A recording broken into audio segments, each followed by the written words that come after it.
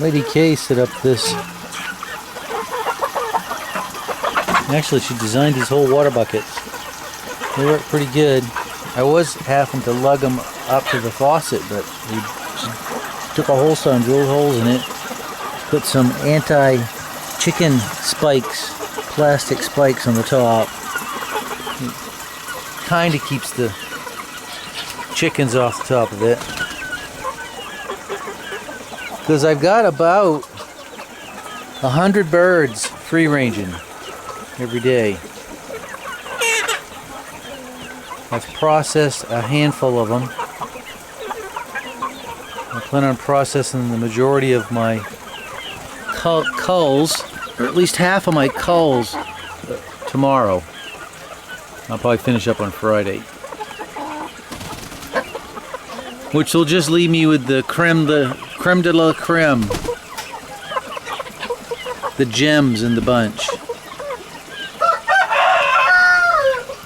The birds you can't do without. I got some nice roosters. They're really pretty roosters. And you can see back there, we have a mostly white rooster out of Casper's pen, and he's got some caramel banding on his tail. That could be his sister behind him, I'm not sure. She's really pretty too. I got nice long legs on a lot of these stags, long necks, and they're just about, the oldest ones I think are 5.5 months. And so far I've been lucky. I haven't had much squabbling going on.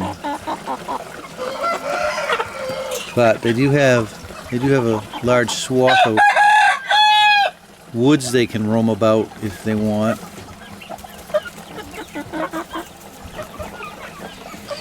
And the other thing we did was, at Lady K's suggestion, we installed sunscreening. Because it was 92 degrees today here. I think it's going to be about the same temperature tomorrow. It's super hot for Maine.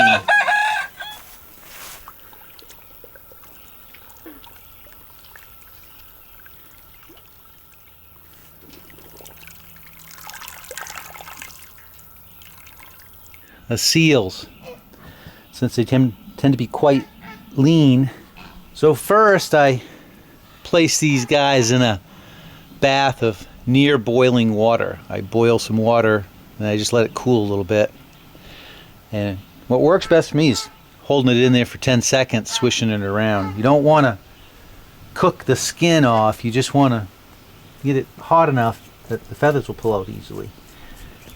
And these birds are only 5.5 months old, so they'll pluck pretty easily anyways. They don't have all their feathers in yet.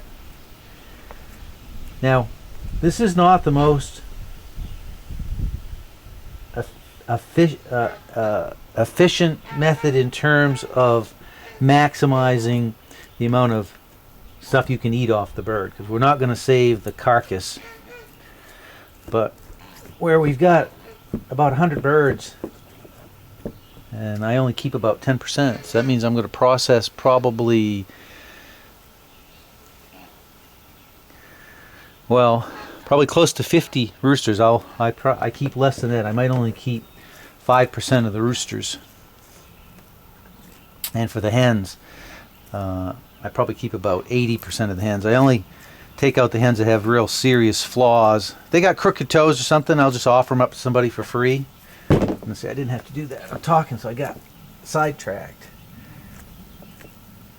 I'm gonna partially pluck the wings. These I keep for the puppies. The wings, there's not much meat on the wings on these guys. So, as you probably know, the name of the game when you're breeding any kind of animal for selective traits is to produce as many offspring as you possibly can, and then be very, very selective in your culling process. In other words, you want to cull 90%, maybe more, maybe 99%. So that way you end up with the gems, you end up with the cream of the crop, the best of the best. So any imperfection in my birds, crooked toes, which some of these have got crooked toes, if they're late coming in with their tail feathers, we'll cull those because I like nice long tail feathers. They got gaps in their beak, those will be culled.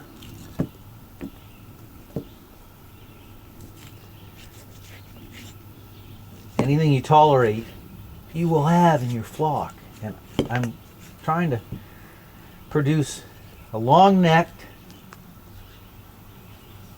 bird with long legs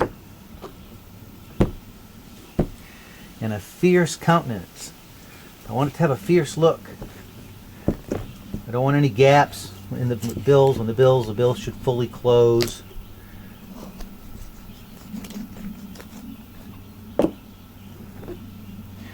Any imperfection. So I'm looking at processing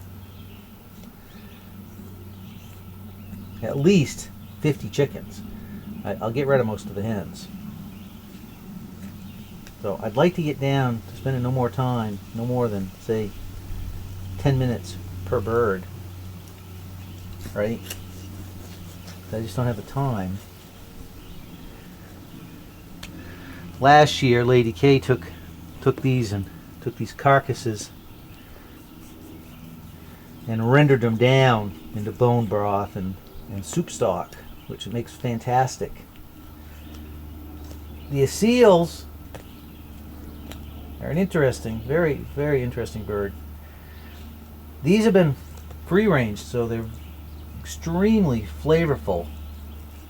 The Aseels tend to be a little chewy. I often say I wouldn't call them tough, but they are a little chewy. If you get much older than 6 months, you want to cook them in a pressure cooker. I'll probably cook the thighs and the drumsticks of these in a pressure cooker as it is. So that was the gizzard I just got out of there. You want to avoid this thing that produces bile right there. What the fuck is it? Pancreas? No, I can't remember. I can't remember offhand. But you don't want to spill that on your liver. It's nasty. Then you just reach up in, puncture the diaphragm. There's the heart. You could chop the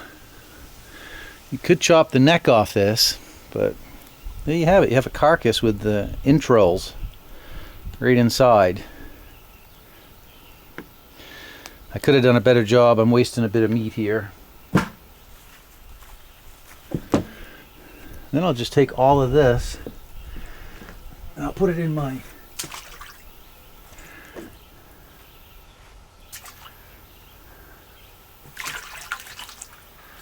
I got my gorilla cart filled with cold water because it's about 90 degrees today.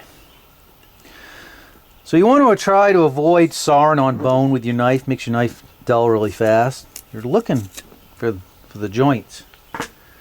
And I like to put a little bit of upward pressure on it and score it, and it'll just open right up like that. You'll be able to see right where the knuckle joint is.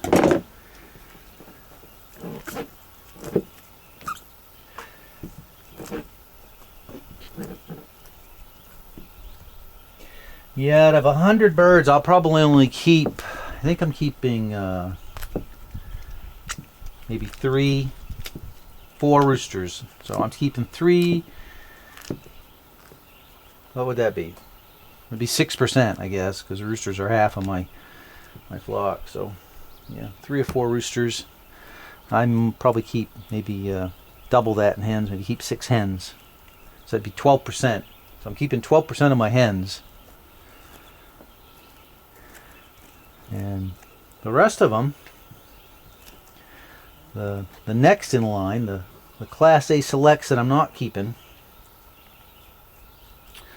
I'll probably rehome to somebody that's interested in them. And the rest of the hens will just be sold off as egg layers. The Aseels don't lay as many eggs as an egg layer. They're usually rated as 40 to 60. I got some that lay way less than that, and Ghost weighs more. I got to check, but I think Ghost might have laid close to 100 eggs this season. Now this stag came out of Casper's pen. Casper produced some really nice birds.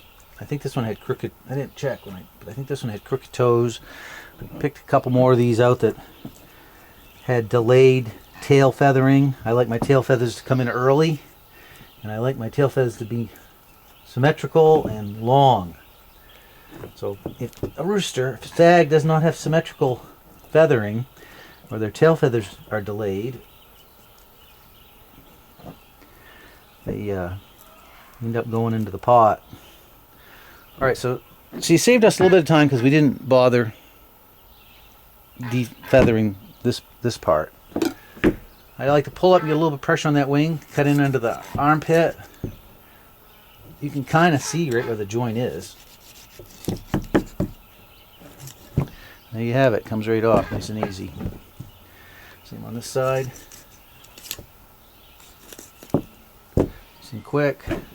Spread this a little bit. You don't want to be cutting into the breast. Cut it apart. You can even open it up a little bit. You'll see that joint right there. See that joint opening up. Cut it around the back. The same thing on this side.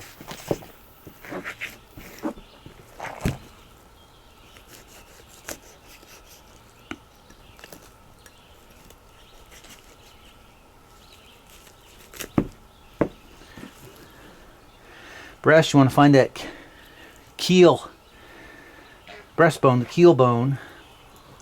It's kind of hard to hang on to these when I get them delimbed. I probably should have left an appendage on there. Cut in, try to feel where that, cut right up against that bone if you can, and then just cut down.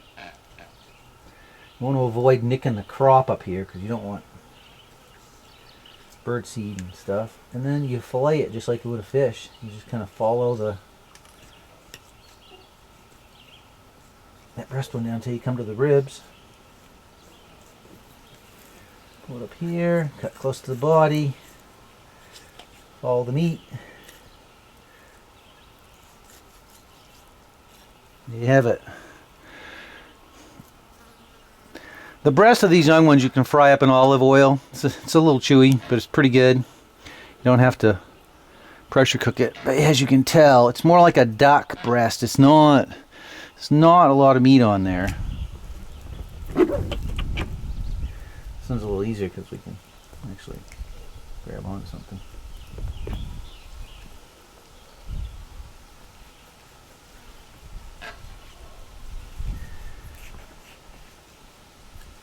Yeah, so the goal of any breeding program should be to, well, two goals, I suppose. If you have perfection, if you have really nice birds, is to maintain genetic diversity with your breeding program so you don't end up inbreeding your birds while maintaining a consistent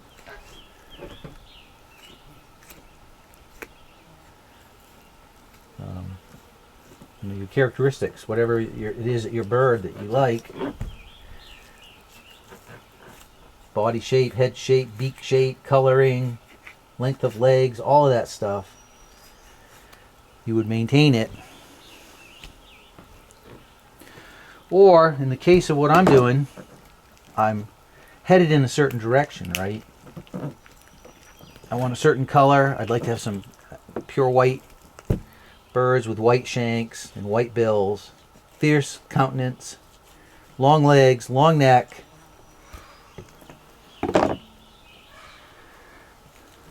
So if I produce, say, 100, let's say 100. I probably produce more than that. I probably got like 120 birds out there, but you produce 100 birds. You cull out 90%, you only keep 10%. The 10% with the absolute top attributes that you're looking for. And then whether you're spiral breeding or line breeding, I'm line breeding. I'm back crossing Eric's daughters to himself, and I've got Ghost in with her son, one of her sons. And there you have it, another carcass with the entrails right inside it. So I know this is a terribly inefficient way. I'm leaving a good amount, not a lot, but a good amount of meat on the carcass. But I would say this is a good 20% type of thing. I'm getting 80% of the meat, and I'm maximizing my time. And I probably, I wouldn't do this to a meat bird, right? Because a meat bird has a lot more. They're not as athletic as these characters are. These are very athletic, very racy. I don't really want to call them thin, but they're a little on the thin side, just by the nature of their breed and the fact that they've spent the last 2 months, 3 months, well, actually probably closer to 4. They're 5.5 months old. They are inside maybe for the first month, and after that they've been out here avoiding hawks, eating lots of bugs. I think you'll find that Aseels are one of the best free-range birds for a couple of reasons. One, they're very quick. They're fast, they're quick, they're agile. It's easier for them to avoid predation just by the nature of their athleticism. And on top of that, they're incredibly intelligent birds. I would be willing to bet they are the smartest breed of chicken. So they learn quick, and they don't make the same mistake twice. Now, of course, every breed's got its downside, and with the Aseels, they were originally bred in part to be fighting birds in the pit. So they're very combative. They need a lot of space, individual space. You do not thrive in crowded conditions. You'll have a lot of conflict if you're not giving these guys adequate space to roam in, which is why another reason why they're good at free ranging. They enjoy the open space.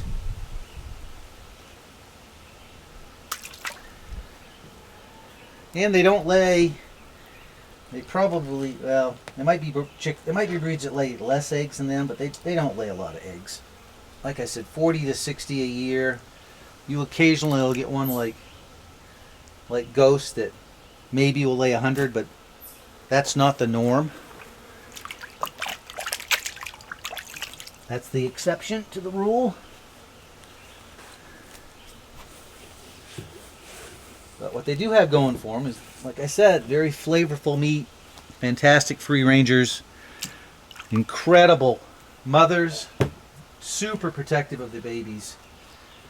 We've got one last year up and beat the crap out of a hawk. She didn't just attack it, she got on top of it and started beating the living tar out of the hawk. The hawk didn't know what was going on, took off.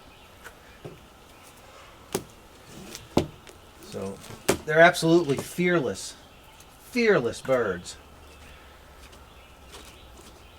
Protective mothers, great brooders.